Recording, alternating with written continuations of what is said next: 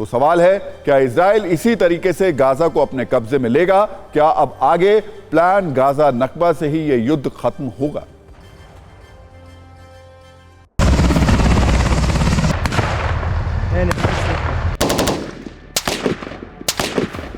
जब फिलिस्तीन की धरती पर 1948 के इतिहास को दोहराया जा रहा है, इस वक्त जंग के जो हालात बन रहे हैं, इसी तरह के जंगी जहाज, युद्धपोत तमाम समंदर से लेकर जमीन तक और ग्राउंड ऑपरेशन चलाया जा रहा है। इसी बीच इजराइल के एक मिनिस्टर ने जो ये युद्ध गाजा पट्टी की धरती पर लड़ा जा रहा है, इसे गाजा नकबा का नाम दे दिया है। दरअसल गाजा नकबा का इजरायली यानी अरबी अर्थ होता है तबाही, और गाजा की तबाही ना होने तक, खत्म होने तक, गाजा की तबाही होने तक ये सब कुछ जारी रखने का फैसला किया गया है।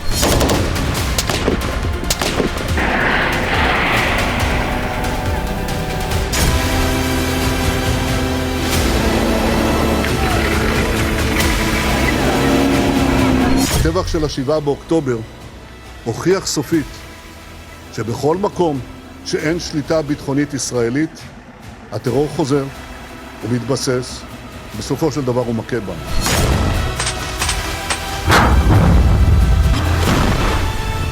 ऐसा ही युद्ध 1948 में लड़ा गया था, जब फिलिस्तीनियों को उनकी धरती से विस्थापित किया गया था, और उसके बाद से लेकर आज तक इजराइल इस धरती पर काबिज है और इजराइल को कोई भी हरा नहीं पाया। लिहाजा इस युद्ध को भी गाजा नकबा का नाम दिया गया है। पहले दिन से प्रधानमंत्री नेतन्याहू ने अपने इरादे जाहिर कर दिए थे और वही ग्राउंड पर होता हुआ नजर आ रहा है। हालांकि इस युद्ध में रह रहकर हमास की तरफ से हमले किए जा रहे हैं, लेकिन जिस तरह का हमला किया जा रहा है, जिस तरह से मौतों के आंकड़े आए हैं 1400 इजरायली और उसके बदले 11,000 से ज्यादा गाजा पट्टी में रहने वाले फिलिस्तीनियों की मौत की खबर आई है, उससे यह जाहिर हो रहा है कि किस तरह की तबाही फिलहाल आज की तारीख में गाजा पट्टी की जमीन पर हो रही है।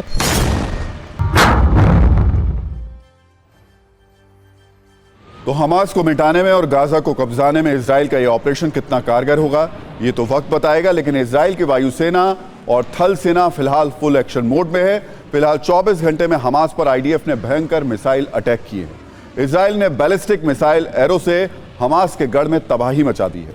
उन्हें इमारतों को ध्वस्त किया है, जिसको लेकर आशंका थी कि वहां हमास के लड़ाके छिपे हुए हैं। अपने बेस बनाकर इजराइल पर हमले की वहां से तैयारी कर रहे हैं। वहीं दूसरी ओर इजराइल की सेना ने एक और कदम बढ़ाते हुए गाजा पोर्ट पर भी कब्जा कर लिया है। अब इजरायली नौसेना गाजा पोर्ट पर मौजूद है। बताया जा रहा है कि गाजा पोर्ट पर हमास का कमांड सेंटर था। इसके अलावा हमास के कई कमांड सेंटर्स पर भी कब्जे का दावा इजराइल ने किया है। इजराइल की नाहल ब्रिगेड को यह कामयाबी मिली है। आपको बता दें, अब तक इजराइल ने हमास के 11 पोस्ट पर कब्जा कर लिया है। इजराइल की एक और कामयाबी की बात करें तो अल शती कैंप के पास हमास के लड़ाकों से मुठभेड़ हुई है, जहां ड्रोन हमले में 4 हमास लड़ाके मारे गए हैं। इसके अलावा गाजा में हमास के बड़े नेता के घर पर छापेमारी की गई।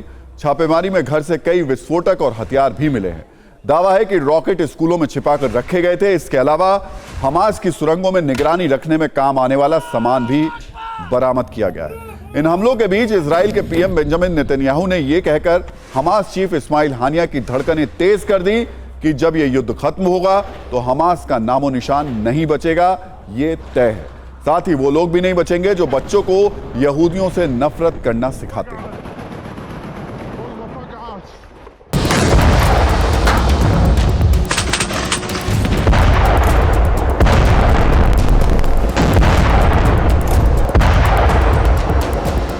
אני יכול להגיד לך מה לא יהיה. לא יהיה חמאס.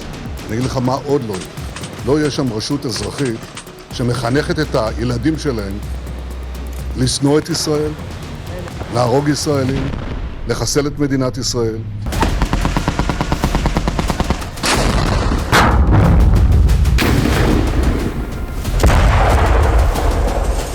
כוחות צה"ל בשעה הזאת ממשיכים לתקוף את מעוזי החמאס בלב מחנה שתי ולהעמיק את הפשיטות ללב העיר עזה.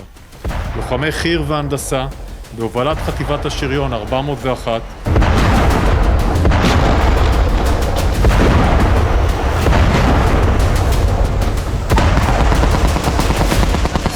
ما لا صياد ولا خلوا اي حاجه، عدم الصياد عدم الورع، دمار ل 200 سنه.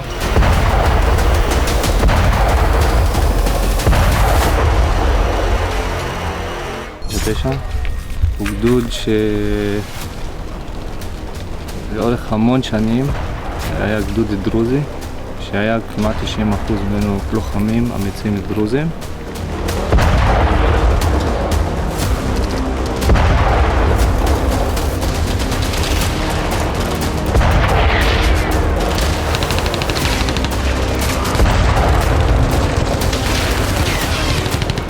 עד כה עצרנו 20 מחבלים נחקרים שהבאנו אותם לחקירה בישראל.